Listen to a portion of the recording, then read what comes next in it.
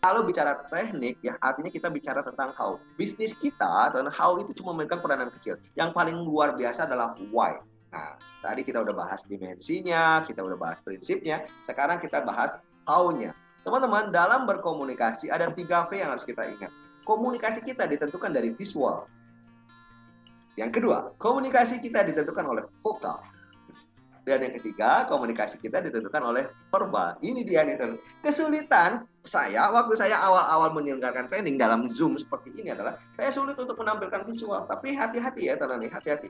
Bahwa tangan kita ini memegang peranan yang luar biasa. Contoh nih teman-teman, saya ngomong kayak begini nih ya di dalam sebuah seminar ya.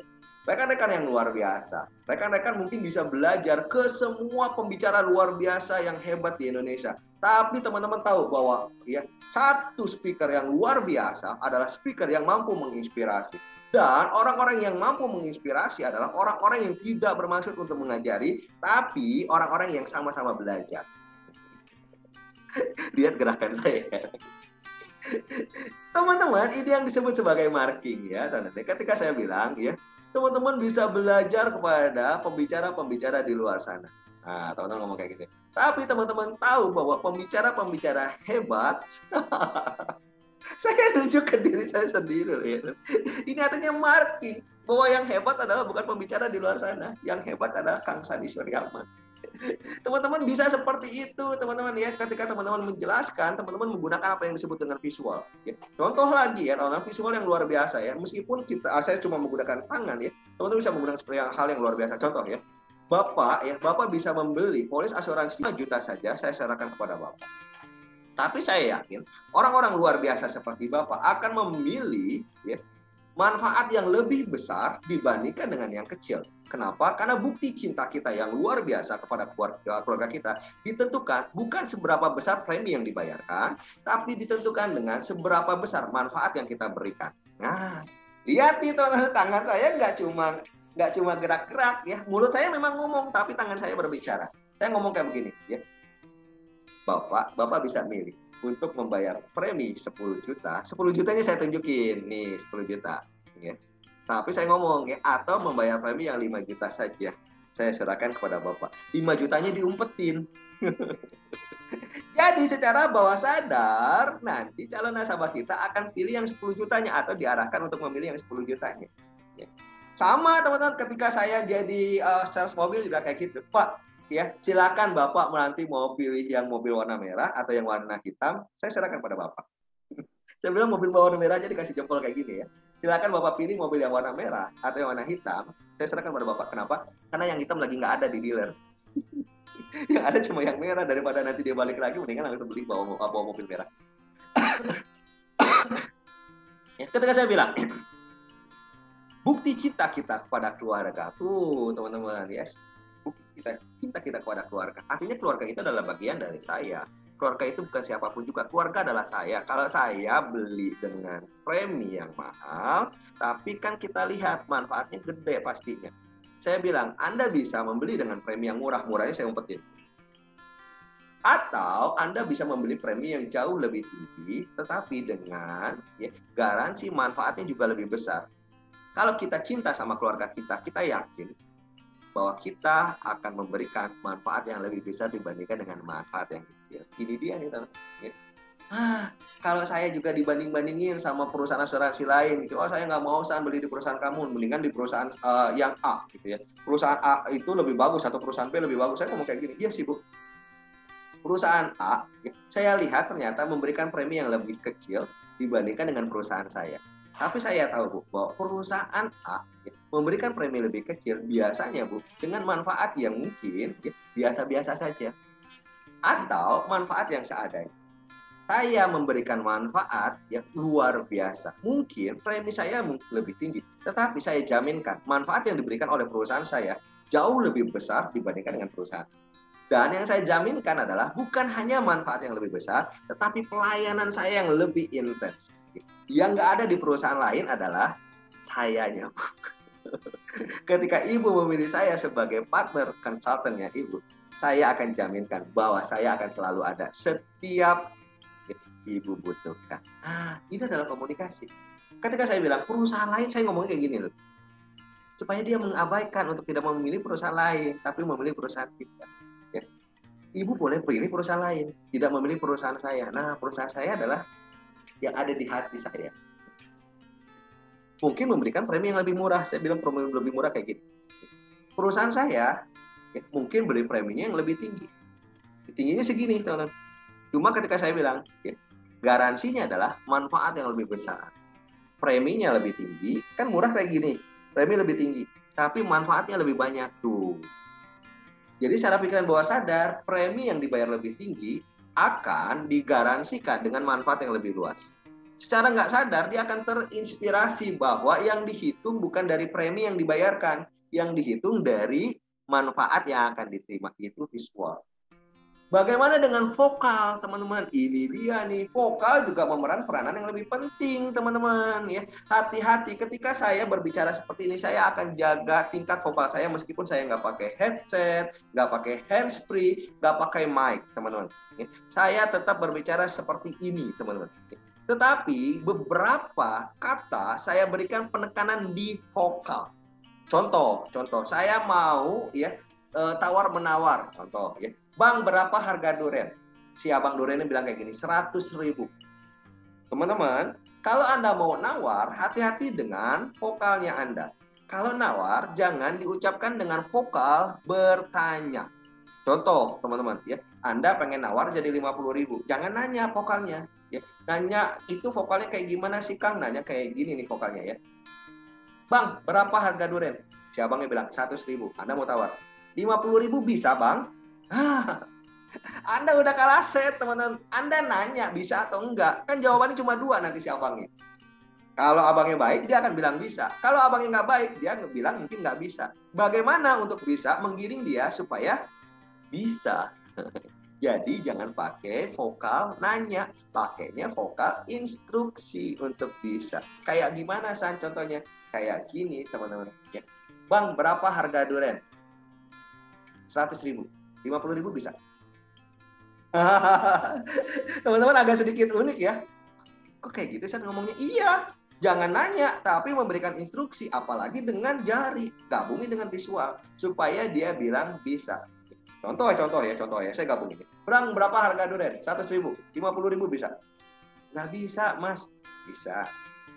Nggak bisa, Mas. Bisa, Bang. Anda ngomong kayak begitu aja, secara pikiran bawah sadar dia nggak akan ngelak ya. Mungkin nanti dia akan ngomong lagi, modalnya aja nggak segitu, San. Atau dia nggak tahu nama Sandi ya, modalnya aja nggak segitu, Pak. Nah, ketika dia bilang modalnya nggak segitu, teman-teman, baru Anda nanya. Itu namanya negosiasi.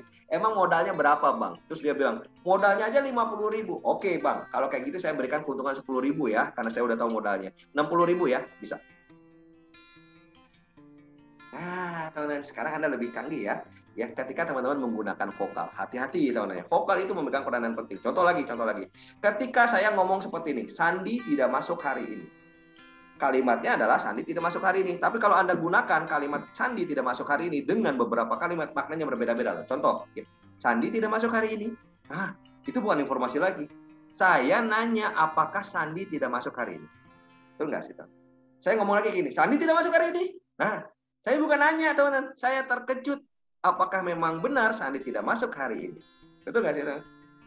Saya ngomongnya kayak gini, Sandi tidak masuk hari ini. Wah, beda lagi. Saya nyuruh Sandi untuk tidak masuk hari ini. Nah, vokal diucapkan dengan cara yang berbeda, memiliki makna yang berbeda-beda. Teman-teman, hati-hati, teman-teman. Kalau teman-teman nyuruh rekan kita makan sapi, hati-hati. Ya. Sandi mau makan sapi, teman-teman ngatain dia ya nanti ya. Bukan nyuruh makan ya. Sandi mau makan sapi, sapinya jangan dipotong.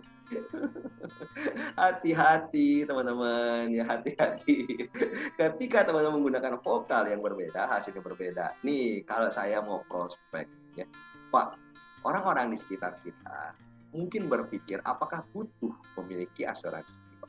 Tapi orang-orang yang luar biasa itu tidak pernah berpikir, Pak, bahwa asuransi jiwa buat orang-orang yang luar biasa adalah mutlak butuh, Pak. Kenapa? Karena orang-orang di luar sana tahu bahwa kebutuhan bukan hanya sandang, pangan, dan papan, tapi kebutuhan adalah bagaimana sandang dan pangan papan tersebut diwujudkan, yaitu dengan materi atau uang. Nah, bagaimana kita bisa mengelola uang dengan baik? Salah satu mengelola uang dengan baik adalah dengan melindungi uang tersebut. Dan bagaimana melindungi uang tersebut? Melindungi uang tersebut adalah salah satunya dengan memiliki asuransi jiwa. Teman-teman lihat, ketika saya bilang kata butuh, maka teman-teman, butuhnya juga cuma ngomong butuh, jangan kayak robot ngomongnya. Pak, ya, orang-orang di luar sana berkata bahwa tidak butuh asuransi jiwa, tapi orang-orang hebat di luar sana berkata butuh. Jangan kayak gitu tuh. Itu mah cuma ngasih tahu doang, nggak canggih ngomongnya. Tapi saya bilang, orang-orang di luar sana mungkin tidak butuh. Butuhnya, saya ngomong dengan kalimat instruksi bahwa sebenarnya butuh. Jadi butuhnya pakai penekanan atau vokal yang berbeda. Kita latihan nanti ya, teman-teman ya. Yang terakhir adalah verbal. Ini dia nih, saya dikenal sebagai hipnosis atau hipnoterapi yang teman-teman justru malah fokus kepada semantiknya atau kepada tata bahasanya. Maka buku kedua saya tulisnya adalah teman-teman ya, pola bahasa hipnosis untuk penjualan dan perekrutan. Contoh ya teman-teman, salah satunya adalah kayak gini. Ketika saya mau closing atau trial closing, saya nggak nanya, gimana Pak, setuju nggak untuk beli polis asuransi jiwa? Saya nggak nanya kayak gitu, teman. Tapi saya pakai teknik apa yang disebut sebagai salah satu saja ya, option illusion. Seolah-olah saya memberikan pilihan, padahal pilihan itu sebenarnya tidak ada, yang disebut sebagai ya teman-teman ilusi pilihan. Jadi contoh gini nih teman, ketika saya mau closing, oke Pak, tadi kan saya jelaskan ya tentang pentingnya asuransi jiwa. Nah, menurut Bapak kira-kira ya mana premi yang lebih baik untuk Bapak miliki? Kira-kira yang 10 juta atau yang 5 juta ya? Kita nggak kasih opsi lain teman-teman. Yang kita kasih adalah teman-teman, dia tetap akan tanda tangan polis asuransi jiwanya atau memiliki asuransi jiwanya. Permasalahan di dalam pikiran dia cuma memilih yang 5 juta atau yang 10 juta ya. Dia mau pilih 5 juta, dia tetap akan memiliki polis asuransi jiwa. Dia mau pilih 10 juta, dia tetap akan memiliki polis asuransi jiwa. Nggak ada pilihan lain kecuali memiliki polis asuransi jiwa.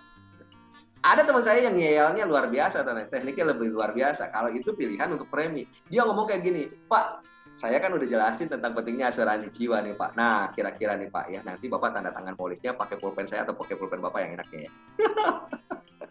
Teman saya option illusionnya kayak gitu dan berhasil. Ya udah pakai pulpen saya deh. Tapi teman saya itu teman-teman ya udah taruh pulpen yang bagus nih teman. Ya pulpen Parker ditaruh di sini yang bagus yang paling mahal. Ya ketika dia ngomong kayak gitu, dia udah sediain pulpennya. Jadi dia nggak punya pilihan lain. Jadi teknik client closingnya dia kayak gini ya, Pak. Tadi kan saya sudah jelasin nih tentang pentingnya memiliki asuransi jiwa. Kira-kira ya enaknya tanda tangan polisnya pakai pulpen saya atau pakai pulpen Bapak ya? Dia pasti nggak bawa pulpen. Pilihannya pasti tetap pakai pulpen kita. Ya udah Pak, mana pulpennya? Tanda tangan. Ada teman saya yang kayak gitu. Itu namanya option illusion, teman-teman ya. Teman-teman bisa pakai option illusion. Atau teman-teman yang kedua nih, ini yang terakhir aja saya berikan contoh dari sisi verbal, nanti kita bisa dalemin ya, teman-teman ya. Saya sih berharap diundang terus nih sama Pak Rudi nih untuk kita bisa terus memperdalam teknik-teknik komunikasi kita. Contoh verbal ya. Verbal yang kedua yang saya berikan contoh ya di dalam teknik komunikasi adalah saya menggunakan apa yang disebut dengan awareness pattern. Awareness pattern adalah pola untuk meningkatkan kesadaran yang seolah-olah teman-teman kita nanya padahal kita lagi ngasih sugesti kepada orang tersebut. Contoh ya. Pak, tahu nggak sih Pak bahwa orang-orang di luar sana meyakini Pak bahwa polis asuransi jiwa itu penting. Kita nanya, tahu nggak sih Pak? Seolah-olah kita nanya padahal kita lagi ngasih tahu teman-teman.